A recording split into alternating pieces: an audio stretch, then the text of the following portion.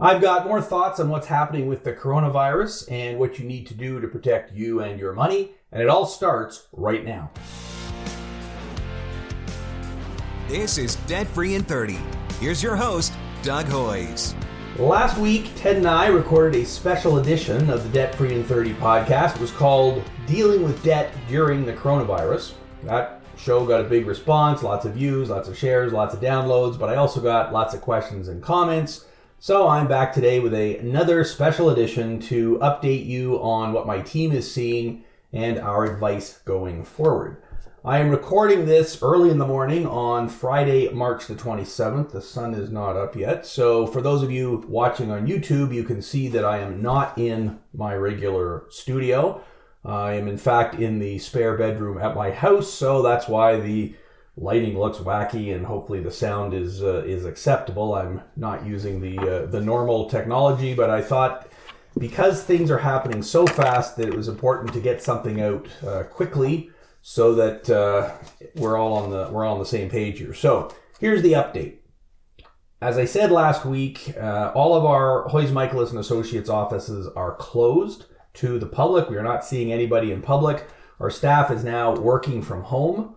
So we still have access to, obviously, the internet. We are still doing consultations with people over the phone or over video conference. We've done a lot of video conferencing this week, primarily over Zoom, and we are still able to process bankruptcies and consumer proposals. Obviously, the volume that we are doing is considerably less than what it would normally be. And the main reason for that is when someone calls in, we say, well, if you're not working today, then your wages aren't going to be garnished today, so you can probably wait until this is over to take specific action. So I'll talk a little bit more about that going forward. So as for all of our existing clients, we are still there helping them. A lot of people are phoning in saying, look, I can't make my payment on my proposal this month. And we're saying, no problem, we'll defer it. We'll work with you in whatever way we can. I'll have some more comments on that going forward as well. Here are some of the interesting things that have happened news-wise this week. So the Limitations Act of Ontario has been suspended. So the Ontario government came out with an emergency bill, and it suspends a bunch of stuff is in that bill. But one of the things that it did affect is the Limitations Act. So as you probably know, under Ontario law, if you're going to sue someone, you have to do it within 2 years. And I'm giving you the simplified version of the law here. But if you're a bank or a credit card company and someone hasn't paid you, then you have 2 years from the default, basically from when they stopped paying you, to commence legal action.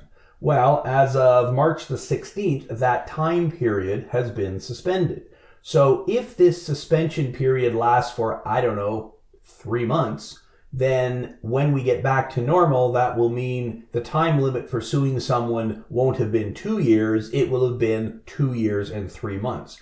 Is this going to make any difference? Is this going to matter? I have no idea. Ask me in 3 months and I'll tell you. But what it has done is give creditors some extra time to pursue you should they feel the need to do so. So that's a bit of an interesting change. One of the other things that has been a big topic of discussion over the last week has been the right of offset.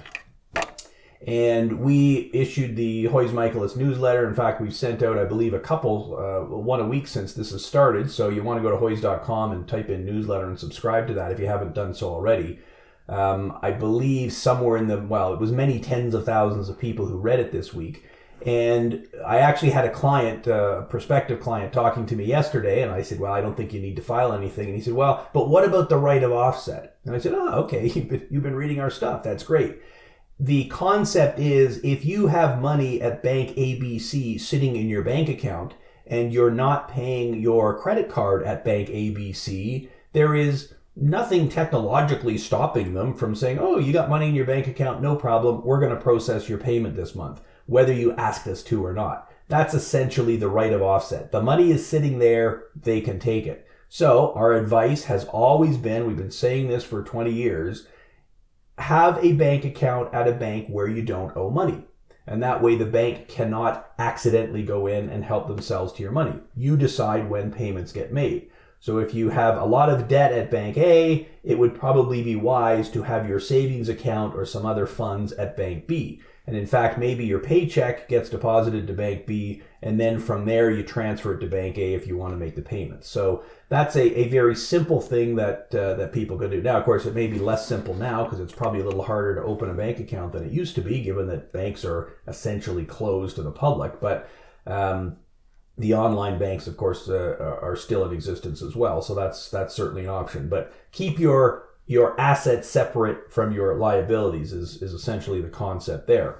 We've talked a lot as well about dealing with your landlord, and there's tons of stuff on the internet about this. Apparently there's a big rent strike going on potentially for April the 1st. I don't have any comments one way or the other on that. What I'm telling people is if you have zero money coming in and you can't pay your rent on April 1st or May 1st or whenever, then your best bet is to talk to your landlord in advance, let them know what's going on. You don't want it to be a shock to them when they go and try to process your payment and it bounces.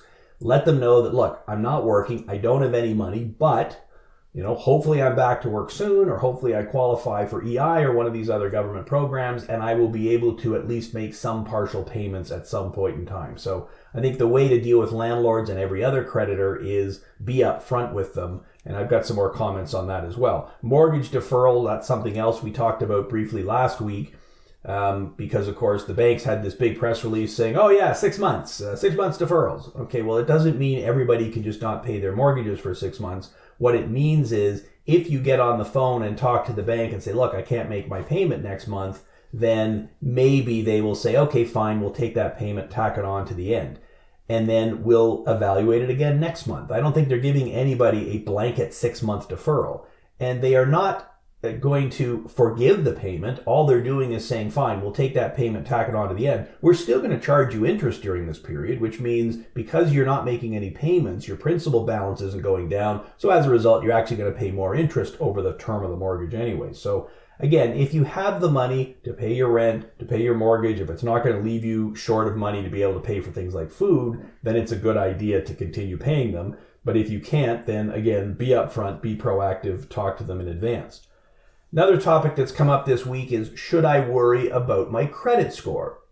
Well, I think you all know my opinion on that. I don't think you should ever worry about your credit score. I think you got more important things to worry about in life. However, Equifax this week announced that they are going to give everyone one free credit report.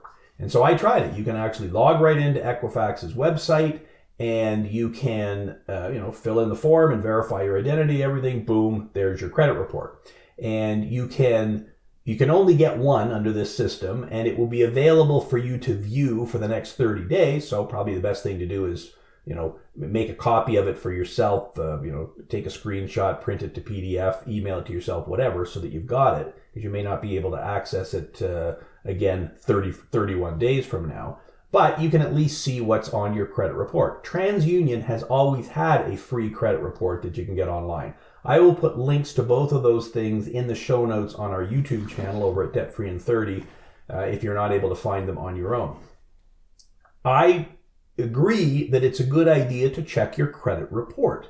You want to make sure that things are being reported correctly. You want to make sure that someone hasn't stolen your identity, or someone with the same name has gotten their credit report confused with yours. I mean, if a family member has the same name, if your father has the same name as you, well, I've seen cases where things get mucked up on a credit report because they confuse one with the other. So checking your credit report isn't a bad idea, particularly if you could do it for free. I am not a fan of these services that provide you access to your credit report, but they're not actually TransUnion or Equifax. A client emailed me yesterday saying, hey, I got this thing on the app on my phone. Is it right? Well, it said, debt included in bankruptcy, and then at the bottom it said proposal. Well, you can't be in a bankruptcy and a proposal at the same time. Obviously, the information was summary information. It wasn't correct. So go to the source, get Equifax or TransUnion's credit report directly from them, which you can do for free right now. As for your credit score, well, I don't know. What's more important, keeping up with your Visa card or paying for food? In my view, I think paying for food is probably more important. So what you want to do with whatever cash you've got is prioritize it. We talked about this last week. Good idea to go back and listen to last week's episode if you haven't done so already with Ted and I. I would be prioritizing my money based on my own personal needs. Food, that would be number one. Paying for my medication. Maybe I've got some transportation costs I need to incur. Maybe rent then is next on the list. Paying my Visa card or my credit card or my loan just so that my credit score stays good would be lower on my priority list, certainly at this point in time. However, that's a decision that you've got to make for yourself. The other big discussion point this week has been government assistance. So the federal government, and again, I'm recording this early on Friday, March 27th. By the time you watch this, things may be different. There may be more information. But the government has announced that they're waiving the 1-week waiting period for EI. Well, that's good. But unfortunately, last week there were 1 million applications, and the federal government is not set up to process 1 million applications in a week.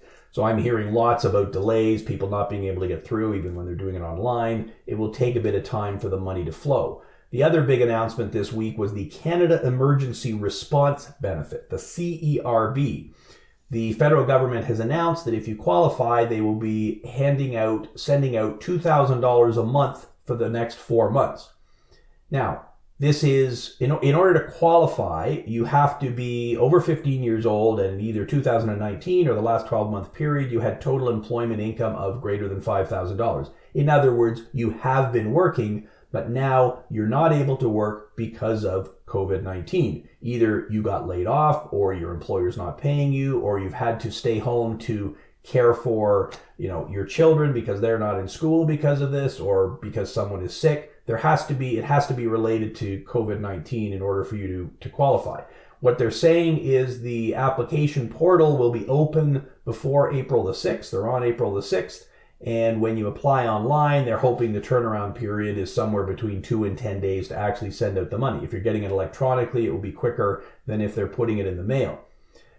It appears that this is going to be handled through the CRA system, so just the same way that you get your tax refund. So I would strongly recommend that right now, if you haven't done so already, you go on the CRA portal, the CRA website, and update your banking information if it is not current. So if you've opened a new bank account in the last year since you last got a tax refund, and many of you have already got your tax refund this year, so you're probably good to go. But you want to make sure the banking information there is correct, because that's how they're going to electronically be sending you the money. So if you think you're going to qualify, or if you think you're going to apply, make sure your banking information is correct. From what I understand, this $2,000 will be a taxable benefit. And from what I understand, again, haven't seen it, the money hasn't started to flow, but you won't actually be receiving $2,000. What you'll be receiving is $1,800. They're going to withhold $200 towards the tax that you're going to owe next year. So when you file your taxes next year, the $2,000 that you received, or 2,000 times 4, if you get it for 4 months, will be included with your income, will be added to your taxable income next year.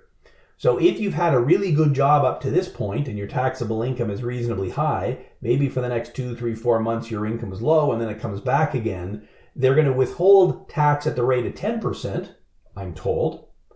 Well, if by next year you're in the 30% tax bracket, then you're actually going to owe money on this money that they've given you. It's exactly the same as how it's always worked with EI. EI is a taxable benefit. It's included in your income. You have to pay tax on it. So you'll want to be keeping pretty close track of where you're at tax-wise, because it's very possible that the benefit you get now ends up increasing your tax liability next year. I'm not saying don't take it. If you need to pay for food and groceries and rent and everything right now, obviously take it. But just remember that there will be potentially a tax burden coming forward. We see this all the time with RRSPs, and I'm sure a lot of people are thinking, well, I need the cash. I'm going to cash in my RSP or get some money out of it so I can pay for living expenses. Again, if you need food, I'd absolutely be doing that. That makes perfect sense. But remember, whatever you take out of your RSP is included in your taxable income next year when you do your tax return. So if you take $1,000 out of your RSP and they withhold 10% tax, so you get $900, that full $1,000 is included in your taxable income next year. And again, if you're in the 30 or 40% tax bracket by this time next year, then you owe $300 in tax. They only withheld $100, so you're going to end up owing an extra $200. So beware of that future tax liability. And in fact, there's a whole bunch of things we're going to have to be aware of starting in September. And I'm going to give you a couple of examples of that in a minute. Another interesting point about the Canada Emergency Response Benefit, the CERB, it cannot be assigned or given as security. Okay?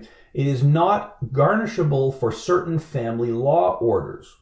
So if you owe child support, it does not appear that this income will be taken by Family Responsibility Office, FRO, and used towards your support obligations. I assume that's because it's going through the CRA system, and just like a tax refund isn't garnished, or a GST, HST refund isn't garnished, this isn't either.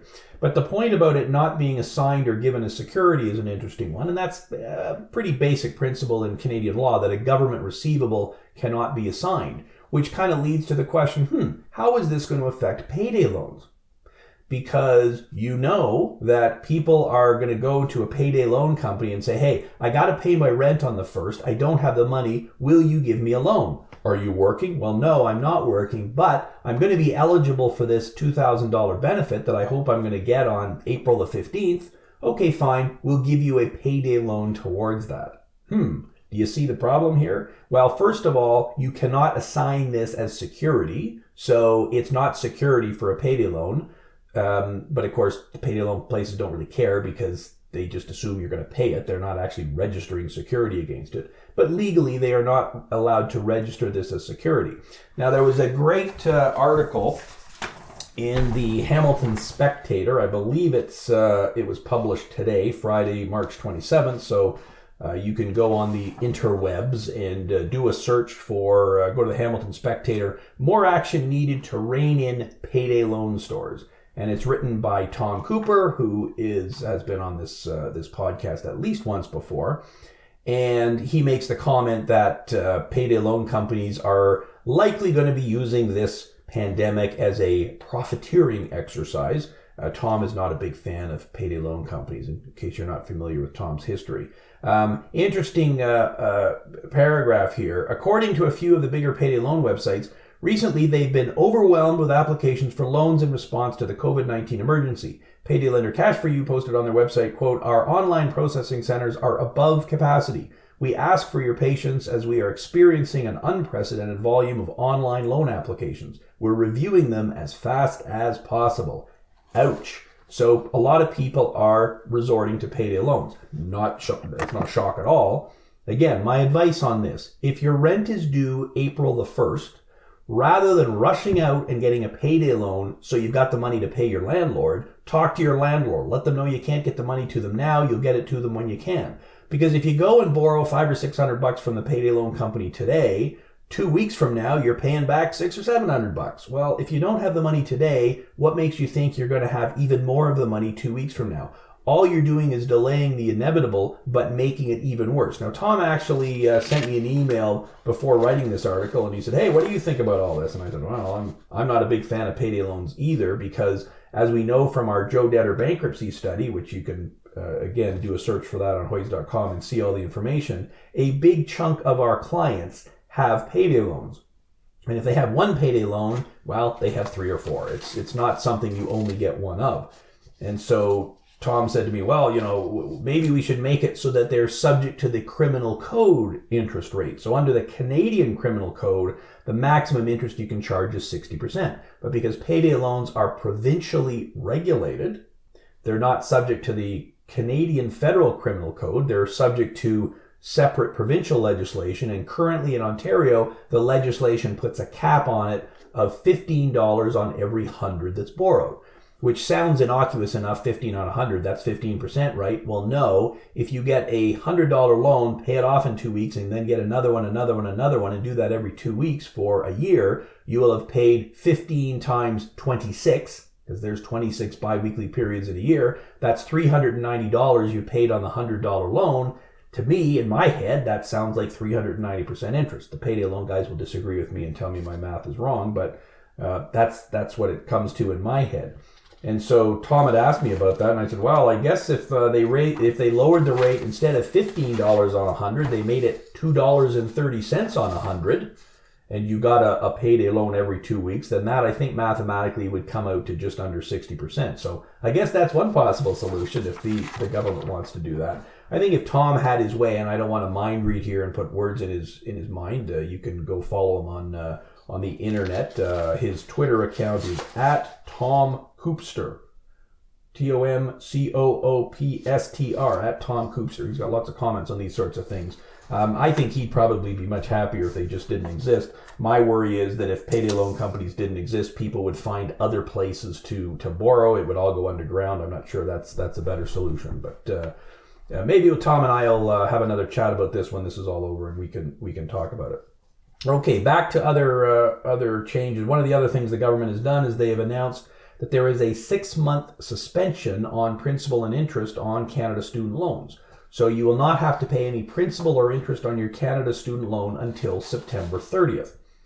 Now again, I made the comment that what we are doing is kicking the can down the road. The government has also announced that if you are a business, you don't have to make any tax payments. And we're talking income tax payments on a business, not GST payments and HST payments. I believe those you're still required to make, but you've got again until the end of August to make your installment payments. So if you're a corporation, you're profitable, and you're supposed to be sending the government every month towards next year's taxes, now they're saying you can wait until the end of the summer to do that. Personal taxes, same thing. They're giving you, if you owe personal taxes because you filed your taxes, you've got until the end of the summer to make those payments. If you have a student loan, you've got until the end of September to make those payments. So I think this will help people over the next few months to mitigate their cash outflows. They'll have some extra money in their pocket because they're not making these payments, assuming they've actually got money coming in. But when we get to September, it's going to be really brutal because, well, all the people who have deferred all their payments, now they come due. So I don't know if anything is going to change between now and then, but there's a potential storm cloud on the horizon with that potentially happening. They have announced some support for businesses. I'm not going to go into that because this really isn't a business podcast. However, I did talk to a couple of business people this week, and what they told me was, we've talked to, we tried to make a call to EDC and BDC being the big one, and it's like, wow, we don't have any people here available to talk to you. We're all working from home, so sorry, we can't give you any advice on that. Maybe you should talk to your bank. Well, of course, all the banks are working from home too, so I think it's nice that they've announced these sorts of things. Whether they're actually happening in practice yet, remains to be seen. Now, what are lenders doing? This is a more interesting topic, I think. So this week I had 2 discussions with 2 very senior people involved on the other side of my business. Let me put it that way. And it doesn't matter who they were. They represent, some of the, 3 of the 6 big banks. And so when someone files a consumer proposal or a bankruptcy, we notify the big banks, but the big banks, for the most part, outsource the processing of the claims to a third-party agency, and it's that agency who is then communicating with us, who then acts as the middleman between us and the bank. So I talked to the agencies that represent the banks in these matters, and I said, so what's happening? And in fact, they had both called me. I didn't call them. They had both reached out to me because they wanted to know from our end what was happening. One of the big banks' question was, so are you guys going to still be sending out dividends to us? So when someone does a proposal, they make payments to us every month, and then that money is what we then distribute to the various creditors who filed a claim. And so I said, well, at the moment, our office is shut down. We don't have anyone physically in the office who can print a check. I'm not physically there to sign it, and I don't have anyone physically there to put it in an envelope to mail it to you, and I don't know if Canada Post is going to keep doing mail the way they're doing or if that's going to slow down or what. So I told them for the next couple of weeks at least, don't expect to be seeing a whole lot from us because we're in shutdown mode, although my hope is that we can get back to normal operations as quickly as we can. However, what they both did say to me is, you know what, we're going to be reasonable. The last thing we want to do, and again, I'm talking to the middleman here. I was not talking to the CEO of the big bank. So I'm giving you what I've heard, not what may be official complete company policy. But what they've told me is we are going to be reasonable. We're not going to be going out of our way to, do enhanced collection activities or anything like that. So from what I interpret from that, if someone was to file a consumer proposal now, for example, the banks are probably going to be reasonable. 3 months ago, maybe we would have had to offer $400 a month over 5 years in order to get the bank to accept it. Well, maybe today they'd be willing to accept $300 or $200 a month, some more moderate amount, obviously given the income challenges that people are facing. So I think that's a positive development. Now, let's see what actually happens. The other thing that I discussed with these parties was proposal amendments. So we had a ton of phone calls this week, in the thousands from our existing clients saying, look, I'm in a proposal with you, which was fantastic, and I've been paying my $200, $300, $400, $500 a month, whatever it's been, whatever the creditors agreed on. And I've been doing that for the last year, never missed a payment, everything's great. But guess what? I just got laid off. How am I going to keep making my proposal payments? And so what we're saying to them is, well, if you're already a month or two ahead in your proposal payment, and that's always our goal, we always set you up with a bi-weekly payment or a weekly payment if that's how your paychecks flow, so that way when you hit the month where you've got an extra paycheck, because you get 3 paychecks or 5 paychecks if you're bi-weekly or weekly, then you're automatically ahead. So when you hit a crisis like this, well, you're ahead, you skip a month's payment, no problem, you're back to even. So for well over half of our clients, that's the position they're in. They're ahead on payments, so they can skip a month or two, no big deal. So what we've said to those people is, no problem, let's talk again in April, see where we're at, talk again in May, see what's happening. However, I do have a chunk of clients who are already behind, perhaps through no fault of their own. The rule is a consumer proposal is automatically annulled if you get 3 months behind in your payments. So if you are 2.5 months behind now, and you've been laid off work, well, there's no chance you're going to be able to make that next payment, which means your proposal will be automatically annulled. So what we are discussing with our clients is their options. One option is to say, you know what, I don't think I can continue with the proposal. Why don't we just let it die, and maybe I'll just end up filing bankruptcy now that my income is lower. The surplus income payments in a bankruptcy would be much lower, so it's not as punitive a process. In a bankruptcy, the more money you make, the more you got to pay. So if you're working at a good job, bankruptcy is expensive. But if you figure, well, look, I work in the tourism industry, we're going to be laid off for the next 3 or 4 or 5 months. Why don't I go bankrupt now while my income's low? I can get through the 9 months. My surplus income will be low. I'm done. It's much simpler. So for some people, that will be the answer. For most of them, the answer is going to be, let's go back to the creditors and see if they're willing to make a revised deal. Let's file an amendment. So, and I discussed this with the bankers, and they seemed amenable to it. And the proposal would be something like, give me a break for the next few months, and then I'll resume payments once we get back to the fall, for example. We're treating everybody on a case-by-case basis. So if you're still able to work from home, your income's still coming in, then probably an amendment isn't necessary. But if you've lost your income or if it's been substantially curtailed, then that's a possible option. Now, an amendment is a risky procedure because if the bank says no, your proposal's dead. So we only want to do it as a last resort. But based on my discussions with the banks, they will probably be willing to agree to that. So that's probably not a bad thing.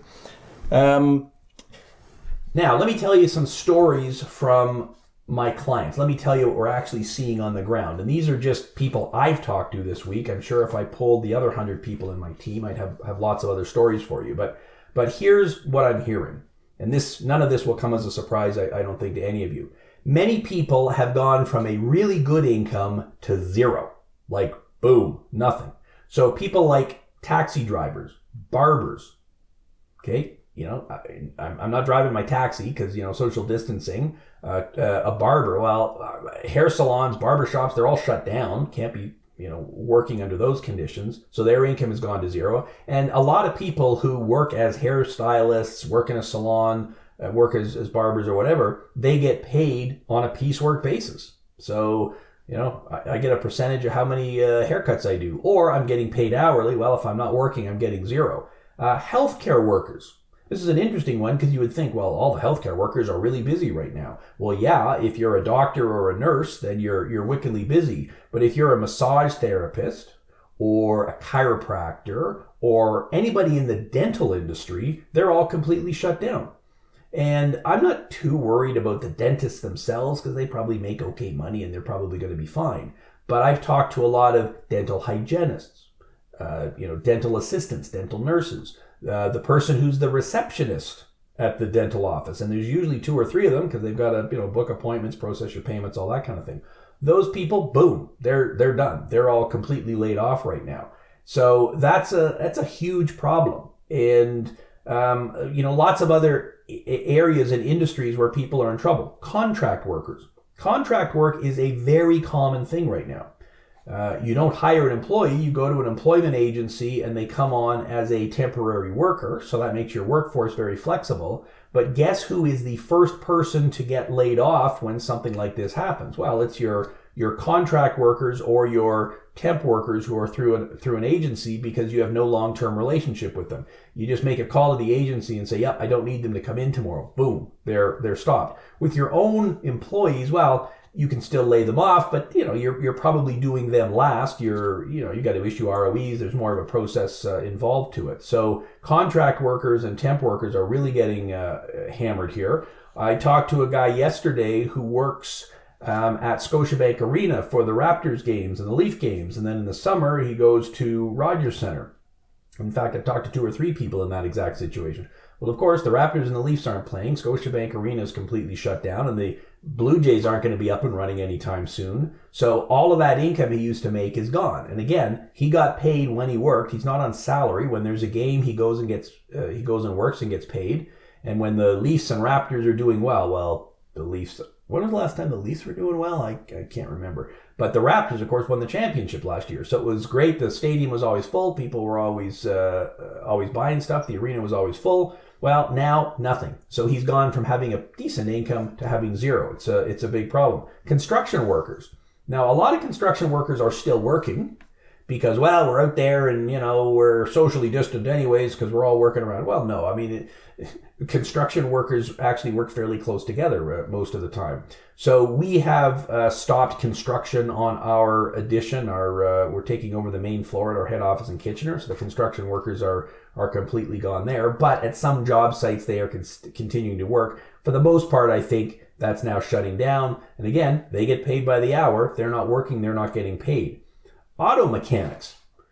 This is a bit of a strange one because you'd think, well, aren't people still driving cars? Well, yeah, people are still driving cars, but not nearly as much. If you're working from home, then you're not driving your car as much, so you're much less likely to need service. And if you're not working, you don't have money to pay for it anyways. And nobody's buying a car right now, so car places are pretty much shut down. It's going to be very interesting in April when we're all wanting to take our snow tires off, but everything is closed down. So this might be the year where we're all driving on snow tires in June. It's not a prediction. I'm just saying, I bet you it will be the month of May when the auto mechanics, all the auto shops are wickedly busy, assuming we're back to work by then, because all the service we delayed for a couple of months, plus now we've all got to get our snow tires off, it's going to be hugely busy. So I think they're going to go from having zero income over the next month or so to everybody working 12 hours a day, 7 days a week to catch up on the backlog. Some factories are still staying open, which seems crazy to me. I guess if you produce an essential product, if you're a face mask factory, then I guess that makes sense why they're staying open. But I talked to a guy yesterday who works in, it's just a factory. I think they do plastic extrusions or something like that. Didn't sound like it was an essential business, but they're still operating. Most factories, though, I think are shut down. Real estate issues. We touched on this briefly last week.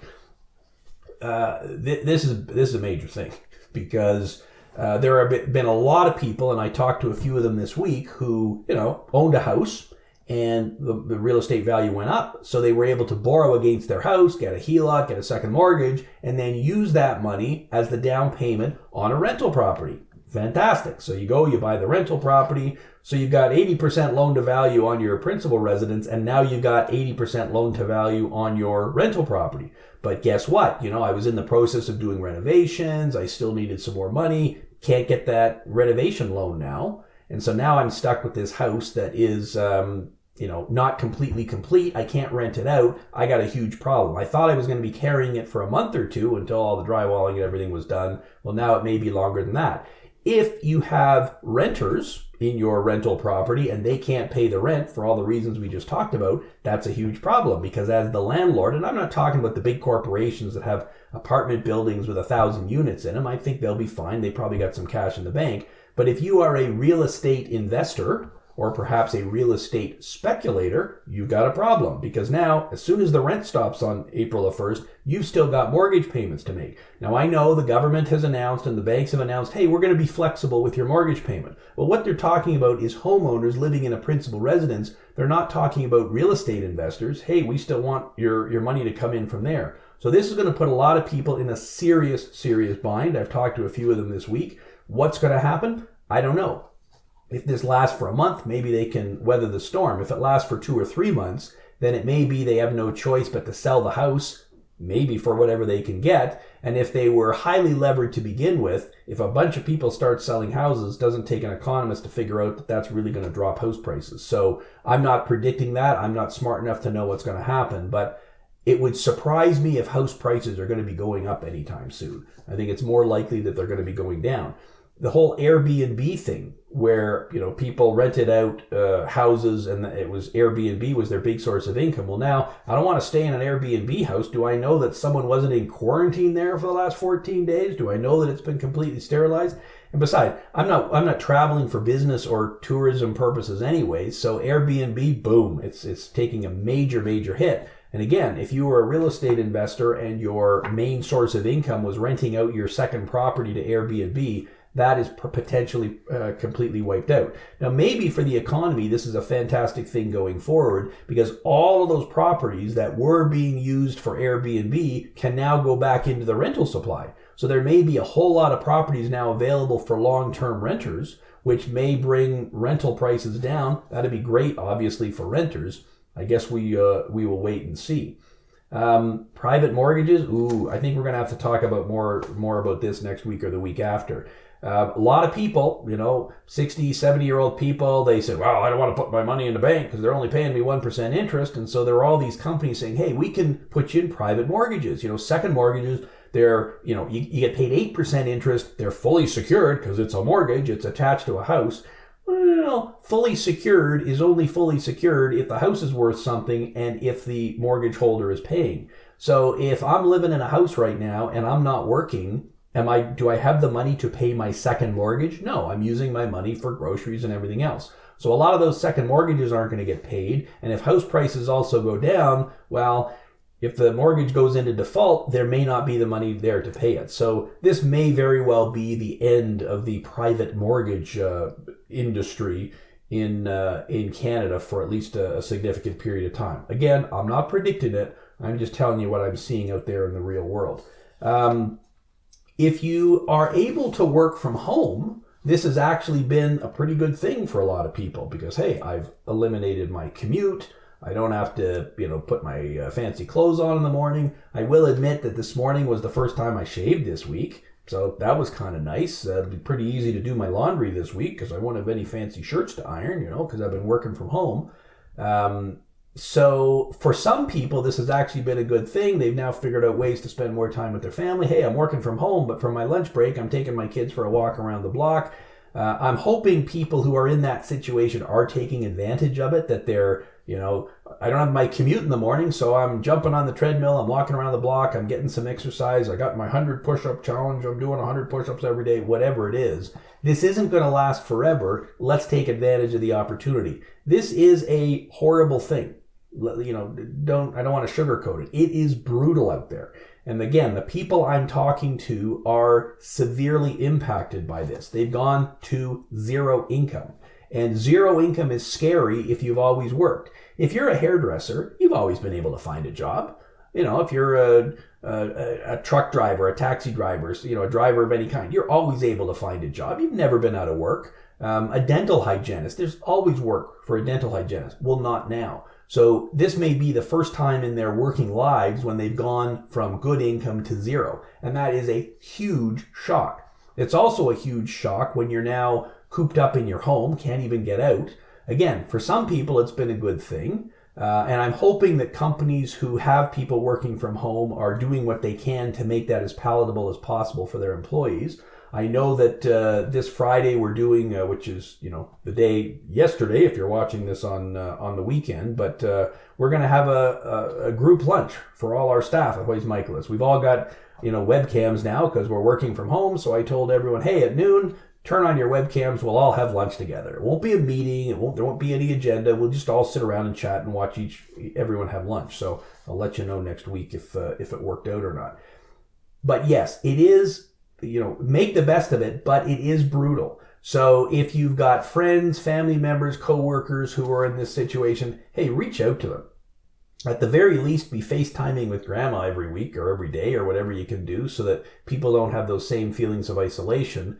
But if you've got, a friend, a family member who has zero income coming in, reach out and see what you can do to help. Yes, the government has programs in place, but they're going to take time. This is something probably we're going to have to do on a person-to-person basis. Unfortunately, again, I don't have a crystal ball, but my best guess is next week is going to be a lot worse than this week. That's kind of how math works. The number of cases are continuing to increase. Maybe it's because of increased testing. We're finding out more. But, we have not all been at our homes for the last 14 days. There are still cases percolating out there. So I think you're going to see a big jump in cases because that's just how math works. I think you're going to see a big jump in the unemployment rate. I mean, we've been operating at virtually zero unemployment for the last year or two, sort of, 2, 3, 4%, whatever it's been in a lot of markets. Well, it's easily going to be 10%. If 1 million people filed jobless claims last week, then easily we're going to see the unemployment rate hit 10%. Is it going to hit 15? Is it going to hit 20? I don't know. But it's certainly going to be a lot higher than what it's been. So what's my advice? Well, stay in, take care of yourself and your family. Don't go out unless you need to. And I get the pressure that is on workers because I've been talking to them. It's like, well, my boss isn't closing down. We are sort of an essential service. So I got to come into work or I don't get paid. They're not going to lay me off. So I can't qualify for EI. What am I supposed to do? Yeah, that's a really tough situation. I think this next week will be the week that defines the future of a lot of companies out there. I think if employers say to their employees, look, we're going to do everything we can to set you up at home, to keep paying you as much as we can, then those employers are going to do well going forward because they will show their employees that they have their back. I think the ones that instantly lay them off, even though they got lots of cash in the bank and could have kept them on for another week or two, that may not be so well for them. And I think the way businesses are handling this as well will also show what happens. I mean, there's one of the grocery stores in town has this big box of these industrial strength wipes. When you walk in the door, you can take one, wipe off the shopping cart, clean yourself up. They got screens for the cashiers. They've done a really good job of keeping the traffic lighter in the stores. They're doing their best to keep the product going. There's another store in town that has this thing where you can wash your hands, like when you're at an event, a carnival, and they've got porta potties and the washing. Okay, well, I don't think washing my hands in recycled water is going to do a whole lot of good when I go and touch that shopping cart, which I haven't cleaned. So some businesses are doing a great job of it. Some are doing a horrible job of it. I think the ones that are treating this seriously and trying to be proactive will probably be in much better shape a few months from now. My final comment, well, I guess 2 final comments. With respect to your debt, don't panic. The courts are closed. Nobody's going to sue you.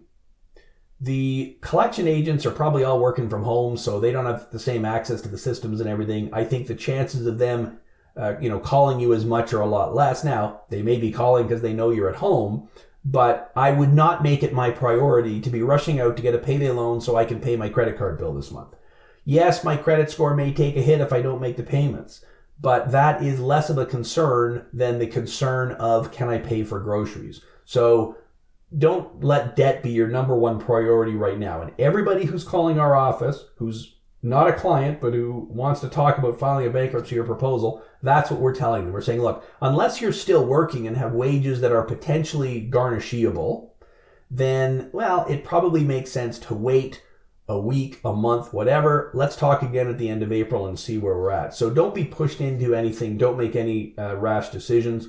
Again, our offices are closed for in-person meetings, but we're all working from home. We are available. If you want to give us a call or fire us an email and touch base just to say, okay, well, maybe I should do a proposal now because I've still got some money coming in. I'd like to deal with this now. Fine, give us a call. We'll give you our thoughts on it. There's no charge for the phone call, no charge for the first consultation. Probably what we'll tell you is, you know what, you can probably wait, but I talked to a guy yesterday who said, look, I got all this debt. My parents were willing to help me pay it off. And I think in his case, it was $60,000. They were willing to give him $60,000 to pay it off. I said, no, I don't like that idea at all. But you know what? Now that your income is low, maybe we could go to the creditors now and say, how about I make a proposal? How about I offer you a lump sum, $10,000, $15,000, $20,000, whatever it would take to get them to agree. They'd probably be pretty amenable to a deal now, as opposed to waiting 6 months when you're back at work when perhaps they would want more. But I said to him, I wouldn't be borrowing money from my parents to do that. I don't recommend it. But if your parents really want to help you out, this would be a way for them to help you out to the tune of $15,000, not $60,000. Again, I'm not advising that for anyone, but there are options out there. So give us a shout if you're an existing client and you're having trouble with your existing payments. We got a whole team working on that. And if you're somebody with new debts, then again, give us a shout and we can walk you through what the options are on that. So don't be afraid to reach out for help. So there you go. That's special edition number 2 of the Debt Free in 30 podcast from my spare bedroom. Oh, look, the sun's starting to come up. So that's a good sign. I appreciate all of you listening and responding. It would really help me out actually if you're watching this on YouTube. If you click the like button, share it with your friends, leave a comment. And if you're listening to this in podcast form, which is how the vast majority of you do it, if you're on iTunes, leaving a review would be fantastic because that helps get the word out. I'm sure the big banks, when this is all, over the next few months, are going to be advertising heavily that they're here to help. I try to be a bit of a counterweight to that to let you know, here's what your rights are and here's what you can do. Here's why you don't need to panic right away. So the more we can get the word out, the better. So there you go. That is our show for today. Thanks for listening and for watching. I suspect I will probably be continuing to suspend our regular programming. So my apologies to my guests who I've already recorded podcasts with. Well, we may not be seeing those for a little while yet. But I think we will continue talking about this so long as there is new information to share. So until next week, thanks for listening. Thanks for watching. I'm Doug Hoyes. That was Debt Free in 30.